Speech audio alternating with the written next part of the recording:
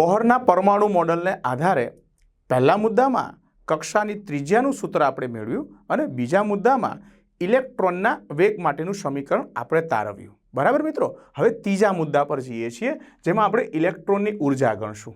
બરાબર, કેન્દ્રની ફરતે વિવિધ કક્ષાઓમાં ભ્રમણ કરતા ઇલેક્ટ્રોન કઈક ઉર્જા ધરાવે છે. એ ઉર્જાનું મૂલ્ય નિશ્ચિત હોય છે. આ ઉર્જાના મૂલ્યની ગણતરી કેવી રીતે કરીએ ચલો આપણે જોઈએ. આ ઇલેક્ટ્રોનની જે કુલ ઉર્જા છે એ કુલ ઉર્જા તેની ગતિજ ઉર્જા અને સ્થિતિજ ઉર્જાના સરવાળા જેટલી હોય છે. બરાબર, તો કેવી રીતે લખી શકાય ઇલેક્ટ્રોનની કુલ ઉર્જા? તો ઇલેક્ટ્રોનની કુલ ઉર્જા જેને આપણે કહીશું ટોટલ એનર્જી. તો ટોટલ એનર્જી કોનો સરવાળો થશે? ગતિજ ઉર્જા એટલે કાઇનેટિક એનર્જી અને સ્થિતિજ ઉર્જા એટલે પોટેન્શિયલ એનર્જીનો સરવાળો. એને આપણે ટૂંકમાં બતાવીએ, આટલા મોટા મોટા નામ લખવાને બદલે આપણે બે શબ્દોમાં લખીએ તો એમ લખી શકાય, ટોટલ એનર્જીનો ટીઈ બરાબર ગતિજ ઉર્જાનો કાઇનેટિક એનર્જીનો કેઈ અને સ્થિતિજ ઉર્જા જેને અંગ્રેજીમાં કહીશું પોટેન્શિયલ એનર્જી જેને આપણે કહીશું પીઈ. બરાબર, એટલે ટીઈ બરાબર કેઈ વત્તા પીઈ. હવે આપણે એમાં કિંમતો મૂકીને ટોટલ એનર્જી ઇલેક્ટ્રોનની કુલ ઉર્જાનું સમીકરણ કાઢીએ. કેવી રીતે મેળવશું મિત્રો જરાક જોઈએ. તો આની અંદર કાઇનેટિક એનર્જી એનું સૂત્ર આપણને ખબર છે 1/2 mv². બરાબર, તો અહીંયા કાઇનેટિક એનર્જી એટલે 1/2 mv² મૂક્યા અને સ્થિતિજ ઉર્જાનું સૂત્ર કે Q1 અને Q2 જ્યાં વીજભાર છે, R એમની વચ્ચેનું અંતર છે, આ સૂત્રથી આપણે મેળવી શકીએ. હવે જરાક આમાં ટ્વિસ્ટ કરીએ, જરાક જોતા રહેજો મિત્રો. આગળ આપણે આવું એક સૂત્ર તારવેલું છે કે Zd² છેદમાં R² બરાબર શું થશે મિત્રો? mv² છેદમાં R. યાદ છે ને આપણે ક્યાં મેળવેલું? આ સમીકરણ આગળ આપણે મેળવ્યું છે. તમને યાદ હોય તો મિત્રો પહેલા મુદ્દામાં શું કે ઇલેક્ટ્રોન ઉપર કેન્દ્ર દ્વારા લાગતું આકર્ષણ બળ, બરાબર, કેન્દ્રીય આકર્ષણ બળ ઇલેક્ટ્રોન ઉપર લાગતા કેન્દ્ર ત્યાગી બળને સંતુલિત કરે છે. એટલે આ રીતનું સમીકરણ આપણે તે વખતે પણ તારવેલું છે. બરાબર, હવે શું કરીશું? અહીંયા આપણે R² છે અને અહીંયા R છે એને કાઢી મૂકીએ એટલે આપણી પાસે થશે mv² બરાબર kZe² છેદમાં R મળશે મિત્રો. એ કિંમત આપણે અહીંયા મૂકીશું. બરાબર, બીજું શું કરીશું જરાક ધ્યાનથી જોજો કે પોટેન્શિયલ એનર્જી, તો પોટેન્શિયલ એનર્જી થશે -kZe² છેદમાં R. બરાબર, પોટેન્શિયલ એનર્જી આની kZe² છેદમાં R જેટલી થશે. તો આ બંને કિંમતો mv² ની કિંમત અને પોટેન્શિયલ એનર્જીની કિંમત આપણે આ સૂત્રમાં મૂકીએ એટલે કેવી રીતના થશે? ટોટલ એનર્જી બરાબર આ 1/2 આપણે એવા ને એવા રહેવા દઈએ. બરાબર છે. હવે mv² ની કિંમત શું મૂકીશું? kZe² divided by R. અને અહીંયા પોટેન્શિયલ એનર્જીની કિંમત kZe² છેદમાં R મૂકીએ એટલે -kZe² છેદમાં R. ટોટલ એનર્જી 1/2 kZe² છેદમાં R છે અને potential energy -kZe² by R છે. હવે આ બેનો તફાવત જોઈએ તો ટોટલ એનર્જીમાં 1/2 kZe² છેદમાં R છે ને આ બાજુ -kZe² બાય R છે. ઓકે, તો આ 1/2 છે, આ -1 છે, તો બહુ સીધું છે કે એ બેની બાદબાકી કરીએ એટલે ટોટલ એનર્જી મને કેટલી મળશે? -kZe² છેદમાં બરાબર આ 1/2 માંથી 1 ગયા એટલે અહીંયા 1/2 ને બદલે ખાલી 2 લખી નાખીએ અને નીચે વધશે R. ઓકે, તો આપણને ટોટલ એનર્જીનું ફાઇનલ સૂત્ર મળ્યું. હવે એમાં આપણે R ની કિંમત મૂકવાની થાય છે. આગળ જ્યારે આપણે કક્ષાની ત્રિજ્યાનું સમીકરણ મેળવેલું તો ત્યારે આપણે R ની કિંમત આ રીતે મેળવેલી n² s² by 4π² m kZe². એમાં R ની કિંમત આપણે આ મૂકીએ. આગળનું સમીકરણ યાદ છે ને? એટલે આપણે ટોટલ એનર્જીનું સૂત્ર જે હતું kZe² 2R.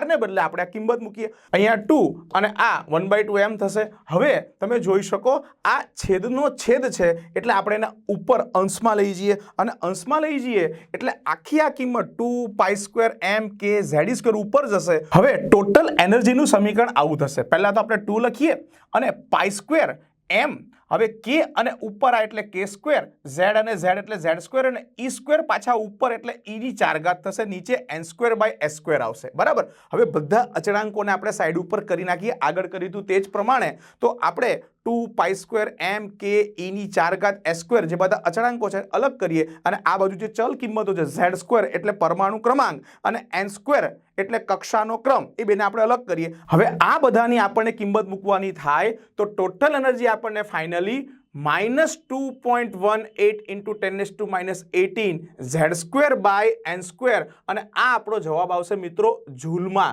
અને આ જે ગણી તે એક પરમાણુ માટે ગણી એટલે આ જૂલ પ્રતિ એટમ. એકમ પર ખાસ ધ્યાન આપજો મિત્રો, આનો એકમ આપણે લખ્યો છે જૂલ પર એટમ, કારણ કે અહીંયા આપણે એક ઇલેક્ટ્રોન માટે ગણતરી કરી છે. ઓકે, હવે શું કરીશું ધ્યાન આપજો મિત્રો. હવે આપણે આ જૂલ પ્રતિ એટમ એકમને ઇલેક્ટ્રોવોલ્ટ પ્રતિ એકમમાં કન્વર્ટ કરીશું. બરાબર, આપણને આવો એક સંબંધ ખબર છે, 1 ઇલેક્ટ્રોવોલ્ટ બરાબર 1.6 ગુણ્યા 10⁻19 જૂલ. બરાબર, તો એના ઉપરથી આપણે આવું લખી શકીએ, 1 જૂલ બરાબર 1/1.6 ગુણ્યા 10⁻19 ઇલેક્ટ્રોવોલ્ટ. આ જૂલને ઇલેક્ટ્રોવોલ્ટમાં કન્વર્ટ કરવા માટે આપણે આ સંખ્યા વડે ભાગવું પડે. કેમ કરીશું મિત્રો જોઈએ તો ટોટલ એનર્જી બરાબર આપણી પાસે આંકડો છે -2.18 into 10⁻18 બરાબર છે. હવે હું એને કેટલા વડે ભાગીશ 1.6 into 10⁻19 અને આપણા z² ના છેદમાં n² એ તો ખરા જ. હવે એકમ શું લખાશે? જૂલ પર એટમ નહીં, હવે એકમ લખાશે ઇલેક્ટ્રોવોલ્ટ પ્રતિ એટમ. આ રીતનો એકમ બદલાઈ જશે. બરાબર, હવે આનો ભાગાકાર કરીએ એટલે ફાઇનલી આપણને ટોટલ એનર્જી કેટલી મળશે? -13.6 z² by n² ઇલેક્ટ્રોવોલ્ટ પ્રતિ એટમ. મિત્રો અહીંયા જે આપણે પરમાણુની કુલ ઉર્જા મેળવી એ ઇલેક્ટ્રોવોલ્ટ પ્રતિ એટમ એટલે એક પરમાણુ માટે છે. મારે 1 મોલ પરમાણુ માટે જોતા હોય એટલે પર મોલ જો જોતું હોય તો શું કરવું પડે? તમે પણ જાણો છો કે 6.022 ગુણ્યા 10⁻23 વડે ગુણવું પડે, તો એ જ કરીએ. ટોટલ એનર્જી બરાબર -2.18 into 10⁻18 z² by n², જે આપણી પાસે ઓલરેડી જૂલમાં આંકડો હતો, પણ હવે આપણે શું કરવું છે? પર એટમથી પર મોલ પર જવું છે અને પર મોલ પર જવા માટે કેટલા વડે ગુણવું પડે મિત્રો? 6.022 ગુણ્યા 10⁻23 વડે આપણે ગુણાકાર કરીએ. હવે આ બે સંખ્યાનો ગુણાકાર મિત્રો આપણને કેટલો મળે છે? 13.12. કેટલો? 13.12. અને અહીંયા તમે જુઓ 10⁻18 છે ને 10⁻23 છે એટલે આ થશે 10⁵ જૂલ પ્રતિ મોલ. હવે આપણે એને આમ પણ બતાવી શકીએ 1312 100 વડે ગુણ્યા એટલે 10⁻³ જૂલ પ્રતિ મોલ થશે. બરાબર, અને 10⁻³ આવે એટલે આપણે એને કિલો જૂલ પણ લખી શકીએ. તો શું મળ્યું આપણને ફાઇનલી? ટોટલ એનર્જી બરાબર -1312 z² by n². અને આ જે છે 10⁻³ જૂલ એટલે આપણે અહીંયા કિલો જૂલ મૂકી દીધું, પ્રતિમોલ તો હતું જ. બરાબર છે, એ જ પ્રમાણે આપણે એને કિલો કેલરીમાં પણ કન્વર્ટ કરી શકીએ અને ટોટલ એનર્જીનું મૂલ્ય કિલો કેલરીમાં -312 z² by n² મળશે. બરાબર, એ જ રીતે અર્ગ એકમમાં જો આપણે જોવું હોય તો ટોટલ એનર્જી બરાબર -1312 ગુણ્યા 10⁻10 z² by n² અર્ગ પ્રતિ એટમ. બરાબર, એટલે આપણે અહીંયા ઇલેક્ટ્રોનની ઉર્જા પ્રતિ મોલે અલગ અલગ એકમોમાં જૂલમાં, કિલો જૂલમાં, કિલો કેલરીમાં, અર્ગમાં આપણે ગણી શકીએ. બરાબર, આ બધા પરથી આપણને એક વસ્તુ ખબર પડી જાય કે જે કુલ ઉર્જા છે, ટોટલ એનર્જી છે, એ કોના સમપ્રમાણમાં છે? તો બધા સૂત્રો જોતા આપણને ખબર પડે કે તે z² by n² ના સમપ્રમાણમાં છે. એટલે શું કે ઇલેક્ટ્રોનની કુલ ઉર્જા z એટલે પરમાણુ ક્રમાંક, જો પરમાણુ ક્રમાંક વધે તો કુલ ઉર્જા વધે. બીજું, અને n² એટલે જો કક્ષાનો ક્રમ વધે તો ઇલેક્ટ્રોનની કુલ ઉર્જા ઘટશે. બરાબર, મગજમાં ફિટ કરી લેજો, ઘણી જગ્યા પર આપણે એનો ઉપયોગ કરીશું. બરાબર, હવે આ ઉર્જાનું મૂલ્ય ઋણ બતાવેલું છે. બરાબર, દરેક સૂત્રમાં તમે જોઈ શકો ઇલેક્ટ્રોનની ઉર્જાનું મૂલ્ય ઋણ છે. ઋણ શા માટે છે? તો અહીંયા નેગેટિવ સંજ્ઞા મુક્ત ઇલેક્ટ્રોનની સાપેક્ષમાં કક્ષામાં ભ્રમણ કરતા ઇલેક્ટ્રોનની નીચી ઉર્જાનું સૂચક છે. આ વાતને બી જરાક સમજી લઈએ. કક્ષામાં ઇલેક્ટ્રોન જે ભ્રમણ કરે છે એની ઉર્જા કરતાં મુક્ત ઇલેક્ટ્રોનની ઉર્જા વધારે હોય છે. કેવી રીતના તમને ગણી આપું મોઢે મોઢે. બરાબર. હવે મુક્ત ઇલેક્ટ્રોનની આપણે વાત કરીએ, કોઈ પણ એક સૂત્ર પકડીએ, સમજી લો કે આપણે આ સૂત્ર લઈએ તો મુક્ત ઇલેક્ટ્રોન માટે n એ ઇન્ફિનિટિવ મળશે આપણે કે n ઇન્ફિનિટિવ કેમ? કારણ કે ઇલેક્ટ્રોન જે છે કક્ષા છોડીને બહાર નીકળી ગયો અને કક્ષા છોડીને બહાર નીકળી ગયો એટલે કેન્દ્રથી અનંત અંતરે છે તો એની માટે n બરાબર ઇન્ફિનિટિવ મૂકશું. હવે n જો ઇન્ફિનિટિવ મૂકીએ તો અહીંયા ઇન્ફિનિટીનો સ્ક્વેર થાય અને કોઈ બી સંખ્યા હોય એને જો તમે અનંતના વર્ગ વડે ભાગો તો શું વધે? શૂન્ય જ વધે. તો મુક્ત ઇલેક્ટ્રોનની ઉર્જા એટલે આ વાત પાકી થઈ ગઈ કે જો અનંત અંતરે એટલે n ઇન્ફિનિટિવ એટલે કક્ષામાં ભ્રમણ કરતો ન હોય, કક્ષામાં ભ્રમણ કરતો ન હોય, કક્ષાથી અનંત અંતર હોય, મુક્ત ઇલેક્ટ્રોન હોય, એની માટેની જો ઉર્જા ગણીએ તો એ ઉર્જા E ઇન્ફિનિટિવ એની એનર્જી આપણને કેટલી મળી મિત્રો? 0 મળી. બરાબર. હવે એની ઉર્જા જો 0 હોય, મુક્ત ઇલેક્ટ્રોનની ઉર્જા ગણી અને એ જો 0 આવતી હોય તો કક્ષામાં જે ભ્રમણ કરતા ઇલેક્ટ્રોન હોય એના ઉપર તો કેન્દ્રનું આકર્ષણ બળ લાગે અને કેન્દ્રનું આકર્ષણ બળ લાગે તો સ્વાભાવિક છે ઉર્જા ઘટે. મુક્ત ઇલેક્ટ્રોનની 0 એટલે કક્ષામાં ભ્રમણ કરતા ઇલેક્ટ્રોનની ઉર્જા કેટલી મિત્રો? શૂન્ય થશે. આ પણ ખૂબ અગત્યનું છે. આના આધારિત પણ MCQ આવી શકે. જો આપણે કમ્પેરિઝન કરીએ કેવી રીતના, તો એક બાજુ કુલ ઉર્જા, તો કુલ ઉર્જાનું સૂત્ર આપણે kZ²/2r લીધું. બરાબર. એટલે ટોટલ એનર્જી, કુલ ઉર્જા એટલે total energy A proportional to -1/r. અહીં k, z, e બધા અચળાંક છે. બરાબર. r જે છે કેન્દ્રથી અંતર જેને આપણે ત્રિજ્યા કહીએ છીએ એ જ એક ચલ કિંમત છે. એટલા બધા અચળાંક છે તો ટોટલ એનર્જી કોના સમપ્રમાણમાં થશે? 1/r. પણ આગળ માઇનસ છે એટલે શું કહી શકાય? r જેમ વધશે મિત્રો, r વધશે એમ કુલ ઉર્જા વધશે. એમ તો વ્યસ્ત છે પણ વ્યસ્તની આગળ માઇનસ છે એટલે જો r વધે તો કુલ ઉર્જા વધે. તે પ્રમાણે આપણે હવે શું કરીશું? ગતિ ઉર્જા માટે જોઈએ તો ગતિ ઉર્જા માટે થશે kZ²/2r. આપણે હમણાં જ લખેલું હતું અને એનો આવો સપ્રમાણતાનો સંબંધ જોઈએ એટલે કાઇનેટિક એનર્જી r ના વ્યસ્ત પ્રમાણમાં છે. r ના વ્યસ્ત પ્રમાણમાં છે એનો અર્થ તો તમે સમજી શકો. જેમ r વધશે તો તેમ કાઇનેટિક એનર્જી, ગતિજ ઉર્જા શું થશે? ઘટે. બરાબર. હવે એવી રીતના સ્થિતિજ ઉર્જાની વાત કરીએ, એનું સૂત્ર પેલું માઇનસ વાળું યાદ છે ને, -kZ²/r. એટલે એના ઉપરથી આપણે શું લખી શકીએ કે સ્થિતિજ ઉર્જા એટલે અંગ્રેજીમાં કહીશું તો potential energy proportional to -1/r. આની જેમ જ થયું અને આમાં પણ r વધતા શું થતું હતું? r વધતા શું થતું હતું મિત્રો? ઉર્જા વધતી હતી. તો અહીંયા પણ r વધે એની સ્થિતિજ ઉર્જા વધે છે. હવે આ ત્રણ ઉર્જાનો જો ગુણોત્તર લેવામાં આવે, ખૂબ કામનો અગત્યનો સંબંધ છે, યાદ રાખજો મિત્રો, નોંધી લેજો. Total energy equal to minus kinetic energy equal to potential energy by 2.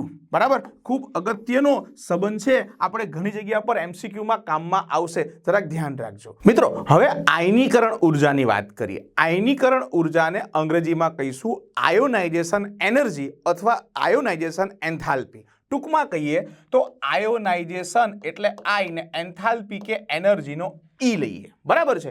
પહેલા આયનીકરણ એટલે શું? તો આયનીકરણ એટલે કક્ષામાં જે પેલા ઇલેક્ટ્રોન ભ્રમણ કરતા હોય એને મુક્ત કરવા માટે કંઈક ઉર્જા આપવી પડે. ટૂંકમાં તટસ્થ પરમાણુ હોય, સમજી લો કે એ પરમાણુ છે અને ગેસિયસ ફોર્મમાં છે અને એમાંથી આપણે એક ઇલેક્ટ્રોન કાઢી નાખવો છે એટલે શું બનશે મિત્રો?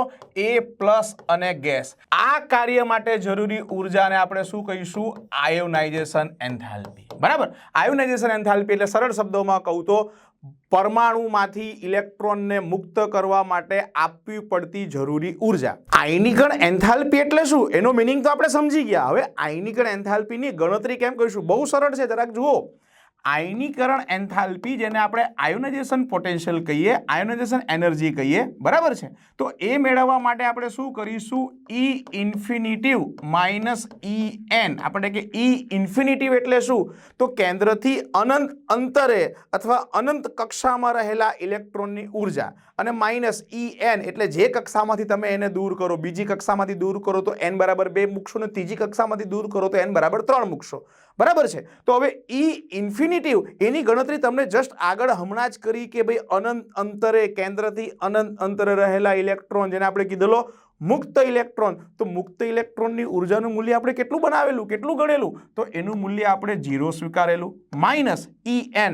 આગળ આપણે ઇલેક્ટ્રોનની ઉર્જાની ગણતરી માટે વિવિધ એકમોમાં સમીકરણ સૂત્ર તારવ્યા. એમાંથી આપણે કોઈ પણ મૂકી દઈએ. સમજી લો કે આપણે મૂકીએ -13.6 ગુણ્યા Z²/n², એકમ થશે ઇલેક્ટ્રોવોલ્ટ પ્રતિ એટમ. બરાબર, ચલો આપણે ઇલેક્ટ્રોવોલ્ટ પ્રતિ એટમમાં એની કિંમત મૂકી તો આ માઇનસ માઇનસ પ્લસ થશે, એટલે આયોનાઇઝેશન એન્થાલ્પી કેટલી મળશે મિત્રો? 13.6 ગુણ્યા Z²/n² ઇલેક્ટ્રોવોલ્ટ પ્રતિ એટમ. એટલે તમને લોકોને આ સૂત્ર જોઈને અંદાજ તો આવી ગયો હશે. આયનીકરણ એન્થાલ્પી ગણવાનું સૂત્ર એ આગળ કક્ષામાં ભ્રમણ કરતા ઇલેક્ટ્રોનની ઉર્જાના સમીકરણ જેવું જ છે, પણ ખાલી પેલી માઇનસ નિશાની નીકળી જાય છે, માઇનસ માઇનસ પ્લસ થઈ જાય છે, એટલે માઇનસ નિશાની નીકળી જાય છે. આ રીતે આપણે ઇલેક્ટ્રોનની આયનીકરણ ઉર્જાની ગણતરી કરી શકીએ. હવે એક નવા ટોપિક ઉપર જઈએ મિત્રો, ધ્યાન આપજો. ઇલેક્ટ્રોન જે છે નીચા ઉર્જા સ્તર એટલે n બરાબર 1 માંથી ઊંચા ઉર્જા સ્તર n બરાબર 2 માં જશે. બરાબર, નીચા શક્તિ સ્તરમાંથી ઊંચા શક્તિ સ્તરમાં જાય તો સ્વાભાવિક છે ને શું કરવું પડે? ઉર્જાનું અવશોષણ કરવું પડે, એને ઉર્જાની જરૂર પડે. બરાબર, આકૃતિમાં આપણે બરાબર સમજવા પ્રયત્ન કરીએ. આમ જઈએ તો ઉર્જા વધે છે એટલે એનર્જીનો વધારો બતાવેલો છે. ધરાવસ્થા, આપણે કે ધરાવસ્થા એટલે શું? તો યાદ રાખજો મિત્રો, હાઇડ્રોજન પરમાણુ માટે n બરાબર 1 ને ધરાવસ્થા કહેવાય, ભૂમિ અવસ્થા એવું પણ કહી શકાય. અને n બરાબર 1 સિવાયની બાકીની બધી કક્ષકો એટલે n બરાબર 2 હોય, 3 હોય, 4 હોય કે બાકીની બધી જ કક્ષકોને આપણે શું કહીશું? ઉત્તેજિત અવસ્થા. બરાબર, તો ધરાવસ્થા એટલે શું? કે જેમાં ઇલેક્ટ્રોન n બરાબર 1 માં હોય. અહીંયા આપણે n બરાબર 1 કક્ષામાં એક ઇલેક્ટ્રોન રહેલો છે. ઓકે, હવે આ શું કરશે? ઉર્જાનું અવશોષણ કરશે એટલે ઉર્જા મેળવશે. તો અહીંયા ડેલ્ટા E ની વેલ્યુ પોઝિટિવ, કારણ કે મેળવે છે, ગુમાવતો નથી, મેળવે છે, મેળવે એટલે એનું મૂલ્ય પોઝિટિવ આવશે. અને એ નીચી ઉર્જા અવસ્થામાંથી ઊંચી ઉર્જા અવસ્થામાં ગયો, n બરાબર 1 માંથી n બરાબર 2 માં ગયો, એટલે કઈ અવસ્થામાં આવ્યો એમ કહેવાશે? ઉત્તેજિત અવસ્થા. હમણાં હું બોલ્યો n બરાબર 1 હોય તો ધરાવસ્થા, n બરાબર 1 સિવાયની બાકી અવસ્થાને આપણે શું કહીએ? ઉત્તેજિત અવસ્થા. તો અહીંયા નીચા શક્તિ સ્તરમાંથી ઉપરના શક્તિ સ્તરમાં જવા માટે શું કરવું પડ્યું? ઉર્જાનું અવશોષણ કરવું પડ્યું. ઊંચી ઉર્જાવાળું સ્તર હંમેશા અસ્થાયી હોય, ઉર્જા જેમ વધે તેમ સ્થિરતા ઘટે. આ વસ્તુ બરાબર યાદ રાખજો મિત્રો. એટલે ઇલેક્ટ્રોન આપણો નીચી ઉર્જા સ્તરમાંથી ઊંચી ઉર્જા સ્તરમાં તો ગયો પણ અસ્થાયી છે અથવા તો અસ્થાયી બનશે, એટલે શું કરશે? પાછો એ ઊંચા ઉર્જા સ્તર એટલે n બરાબર 2 માં હવે પહોંચી ગયો ને, તો n બરાબર 2 માંથી નીચા ઉર્જા સ્તર એ n બરાબર 1 માં આવશે. અને નીચા ઉર્જા સ્તર n બરાબર 1 માં આવશે તો ઉપર કરતા ઉલટું કામ. ઉપર શું કરેલું? એને ઉર્જાનું અવશોષણ કરેલું, ઉર્જા એને મેળવેલી. તો અહીંયા એને શું કરવું પડે? બહુ સાદી વાત છે, અહીંયા એને ઉર્જાનું ઉત્સર્જન કરવું પડે. એટલે આ કિસ્સામાં ઉર્જા ઉત્સર્જન પામશે. ક્યાં હતો? આ n બરાબર 1 છે અને n બરાબર 2 છે, તો ઉત્તેજિત અવસ્થામાં n બરાબર 2 માં છે. ફરી પાછો એ ધરાવસ્થામાં આવશે તો અહીંયા જે રીતે ઉર્જા એને મેળવી હતી, અહીંયા એને શું કરવી પડે? ઉર્જા ગુમાવવી પડશે, એટલે ઉર્જાનું ઉત્સર્જન પામશે. બરાબર છે, આ પણ જરા ધ્યાનમાં લેજો. જ્યારે જ્યારે ઇલેક્ટ્રોન નીચા શક્તિ સ્તરમાંથી ઊંચા શક્તિ સ્તરમાં જાય ત્યારે ઉર્જા મેળવે અને ઊંચા શક્તિ સ્તરમાંથી નીચા શક્તિ સ્તરમાં આવે તો ઉર્જા ગુમાવે. બરાબર, ઓકે. હવે આ ઇલેક્ટ્રોનના આવા સંક્રમણને કારણે ઉર્જાનો કંઈક ફેરફાર થાય. મિત્રો, એ ઉર્જાનો ફેરફાર કેવી રીતે ગણશું? જરાક ધ્યાનથી જોજો. તો આ દરમિયાન એટલે ઇલેક્ટ્રોન નીચા શક્તિ સ્તરમાંથી ઊંચલા કે ઉપલા શક્તિ સ્તરમાંથી નીચલા શક્તિ સ્તરમાં જાય ત્યારે ઉર્જાનો તફાવત આપણે આ સમીકરણથી ગણી શકીએ. ડેલ્ટા E બરાબર -2.18 × 10⁸ 1/n² -1/n². બરાબર છે, આનો એકમ જૂલ અને આ પ્રતિ એટમ એક પરમાણુ માટે છે. એવી રીતે આપણે આવૃત્તિ જો ગણવી હોય તો એનું સમીકરણ છે ન્યુ બરાબર 3.29 × 10⁻15 1/n1² -1/n². નો એકમ થશે આવૃત્તિ, એટલે હર્ટ્ઝ જ આવે. બરાબર, આ પણ પ્રતિ એટમ માટે છે. અને આ જ રીતે તરંગ સંખ્યા, બરાબર, તો તરંગ સંખ્યા માટેનું સૂત્ર ન્યુ બાર = 1.09677 × 10⁷ 1/n1² -1/n². અને તરંગ સંખ્યાનો એકમ થશે એટલે મીટરનો વ્યસ્ત મીટર ઇન્વર્સ થશે. એટલે આ 3 સમીકરણથી આવા સંક્રમણ દરમિયાન ઇલેક્ટ્રોન નીચેથી ઉપર જાય કે ઉપરથી નીચે આવે તો ત્યારે ઉર્જાનો તફાવત ડેલ્ટા એ ગણી શકાય, આવૃત્તિ ન્યુ મેળવી શકાય, તરંગ સંખ્યા ન્યુ બારની પણ ગણતરી કરી શકીએ. આપણે કે આ બધું તો કીધું, લેમ્બડા કાં ગયો? લેમ્બડા બધા સૂત્ર પરથી ગણી શકીએ. આના ઉપરથી કેમ ગણી શકીએ? તો ડેલ્ટા ઈ બરાબર આપણને ખબર છે SC બાય લેમ્બડા, આપણે જાણીએ છીએ. તો લેમ્બડાને સૂત્રનો કરતા બનાવી દેવાનો, અથવા તો આપણને આ ખબર છે ન્યુ બરાબર C બાય લેમ્બડા, તો અહીંયા પણ આપણે લેમ્બડાને સૂત્રનો કરતા બનાવી દઈએ તો આપણને લેમ્બડા મળી જાય. અથવા જો આપણે ન્યુ બાર મેળવ્યો હોય, ન્યુ બાર બરાબર 1 લેમ્બડા. બરાબર. તો આ રીતે આપણે તરંગ લંબાઈની પણ ગણતરી કરી શકીએ. બરાબર મિત્રો, ચલો આગળ વધીએ. બોહરના પરમાણુ મોડલનો અભ્યાસ કર્યા પછી આ મોડલમાં રહેલી કેટલીક ખામીઓ એટલે મર્યાદાની પણ આપણે ચર્ચા કરીએ. બરાબર. જરા અગત્યના પોઈન્ટ છે, એક પછી એક આપણે જોતા જઈએ.